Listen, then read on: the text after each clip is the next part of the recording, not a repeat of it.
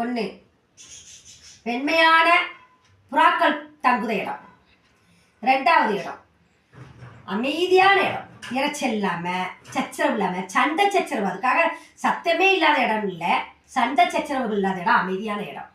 மூன்றாவதா தானியம் நிறைஞ்ச இடம், தானியங்கள் நல்லா நிறைஞ்சிருக்கணும், தானியங்கள் அந்த இடத்துலயும் லட்சுமி வாசம் செய்வாங்க. நாலாவதா பகிர்வு, அதாவது பகுந்து சாப்பிடுறது, எல்லாரும் வட்டமாக உட்காந்து ஒரு குடும்பத்தில் எந்த ஒரு குடும்பத்தில் எல்லாருமே உட்காந்து வட்டம் போட்டு சாப்பிடுவாங்க எல்லாம், அந்த மாதிரி பகிர்வு. அடுத்தது இனிமை, இனிமையான இடம், நல்ல இனிமையான இசைகள், இனிமையாக பேசுறது, வார்த்தைத்தகாத வார்த்தைகள் இல்லாமல் இனிமையான அந்த மாதிரி இனிமையான இடம். அடுத்ததாக சாப்பாடு, சாப்பாடு வந்து என்றைக்குமே வேஸ்ட் பண்ணாமல் சிந்தாமல் கொள்ளாமல் அடக்கொடக்கமாக இருந்து சாப்பிட்றது தான் அந்த இடத்துலையும் வாசம் செய்வோம். அதுக்கடுத்தால தெய்வம், பெண்களை எந்த வீட்டில் தெய்வமாக மதிக்காங்களோ அந்த வீட்டில் கண்டிப்பாக மகாலட்சுமி வாசம் செய்வாங்க. அதுக்கடுத்தது மகாலட்சுமி எதெல்லாம் வாசம் செய்வாங்க, சங்குல வாசம் செய்வாங்க, அப்புறம் நெல்லிக்காயில் வாசம் செய்வாங்க, நெல்லிக்காய் மரம் வைக்கலாம் வீட்டில், அதில் லட்சுமி வாசம் செய்வான்னு சொல்லுவாங்க.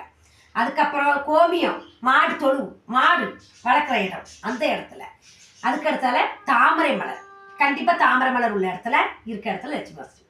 அடுத்தால பரிசுத்தமான ஆடை, புது ஆடை தான் இல்லை, சுத்தமாக இருக்கணும், நம்ம உடுக்கிற ஆடை வந்து சுத்தமாக இருக்கணும். அதுக்கடுத்தால கதவு, கதவு வந்து சத்தம் இல்லாமல் இருக்கும், கதவு டப்பு அடிக்காமல் கொள்ளாமல் அந்த வீட்டில் கதவு எந்த அமைப்பில் அமைஞ்சிருக்கோ அந்த இடத்துல தான் மகாலட்சுமி வாசம். சில கதவுல பிஞ்சு இருக்கும், சில கதவுல ஓட்டை இருக்கும், இந்த மாதிரிலாம் இல்லாமல் நல்லா பார்த்து நல்லா தலைவாசல் மெடிச்சிடும், நல்லா கதவு போட்டு வச்சு சந்தன குங்குமம் பொட்டு இதெல்லாம் வைக்கணும். அந்த இடத்துல கண்டிப்பாக லட்சுமி வச்சுவாங்க, வாசம் செய்வாங்க அப்படின்னு சுகமுனிவர்கிட்ட லட்சுமி சொன்னது தான் இந்த புராண காலத்தில். வணக்கம்.